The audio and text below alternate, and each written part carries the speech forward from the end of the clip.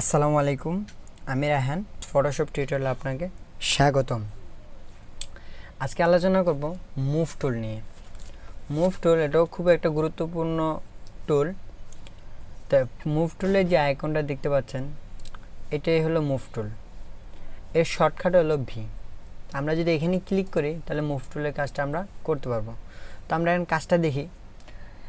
আমার আরেকটি ডকুমেন্ট আছে, নতুন একটা ডকুমেন্ট নিলাম।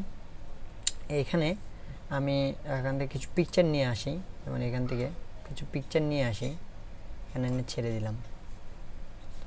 ওকে, এখন এখানে আমার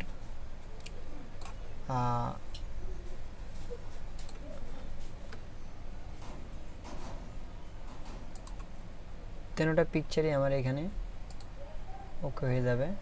তিনটা পিকচার নিলাম, তবে লেয়ারটা এখানে একটু রাখি, আমাদের লেয়ারের নিয়ে কাজ আছে। লেয়ার সম্পর্কে আমরা বিস্তারিত আলোচনা পরে করব। এবার আমরা মুভ টুলের কাজটা দেখি। এখানে আমার তিনটা পিকচার আছে।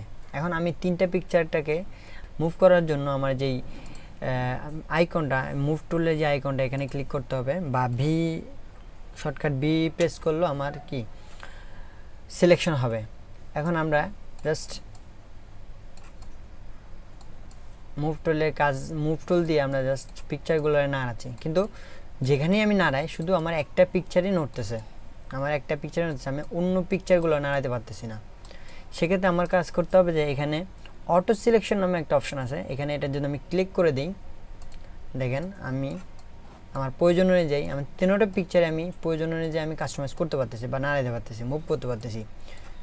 এই যে যদি অটো সিলেকশন না থাকে, সেক্ষেত্রে আমাদের এখানে যে লেয়ারে আমার সিলেক্ট করে তখন আমার এই যেদিকে আমি নাড়াই আমার ওই সিলেকশন করা টুল পিকচারটাই নড়বে। কারণ আমি যদি এখানে সিলেকশন করি, আমি যদি এখানে নাড়াই, তাহলে আমি ওই যে সিলেকশন করা পিকচারটা ওইটাই নড়বে। যদি আমি অটো সিলেক্ট করেই রাখি, তাহলে আমার প্রয়োজনে যে আমি কাস্টমাইজ করতে পারবো বা মুভ করতে পারবো। সেক্ষেত্রে আমি মনে করি যে এটাই খুব গুরুত্বপূর্ণ, বা এটা করে রাখা খুব ভালো।